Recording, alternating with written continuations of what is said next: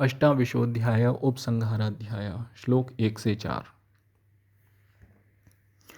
27 अध्यायों वाले इस ग्रंथ में मैंने संज्ञाध्याय में विभिन्न पदों की व्याख्या की है। कारकाध्याय में ग्रहों के कारकत्व का विवरण दिया है। तीसरे अध्याय में राशि के विभिन्न विभागों का वर्णन है। चौथा अध्याय ग्रहों के बलाबल को निरूपित करता है। पंचम अध्याय कर्मजीव अर्थात जातक की आजीविका के साधनों के निर्णय से संबंधित है। छठे अध्याय में विभिन्न योगों का वर्णन है। सातवें अध्याय में विभिन्न राजयोगों और उनके फलों का वर्णन है। आठवां अध्याय लग्नादि द्वादश भावों के फल का विवरण प्रस्तुत करता है। नवा अध्याय मेषादि लग्न के फल से संबंधित है। 10वां अध्याय जन्मांग के सप्तम भाव को समर्पित है। 11वें अध्याय में स्त्री जातक से के संबंध में विचार किया गया है। 12वें अध्याय में संतान भाव का विवेचन है। 13वां अध्याय बालारिष्ट को समर्पित है। 14वें अध्याय में रोगादि पर विचार किया गया है। 15वें अध्याय में भावों के शुभाशुभत्व का विवेचन है।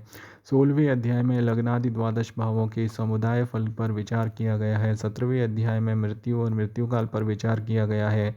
18वें अध्याय में द्वयादि ग्रह योग फल का विवेचन किया गया है। 19वें अध्याय में दशाफल का निरूपण है। 20वें अध्याय में दशाफल पर विचार किया गया है। 21वें अध्याय में अंतरदशाफल का विवेचन है। 22वें अध्याय में कालचक्र दशा का निरूपण प्रस्तुत किया गया है। 23वां अध्याय अष्टक वर्ग निरूपण से संबंधित है। 24वें अध्याय में होरासारोक्त अष्टक वर्ग फल को निरूपित किया गया है। 25वें अध्याय में उपग्रहों और उनके फल पर विचार किया गया है। 26वें अध्याय में गोचर फल का विवेचन है। 27वें अध्याय में प्रवर्ज्या योग की चर्चा है। 28वां अध्याय उपसंहाराध्याय है। श्लोक 5 और 6।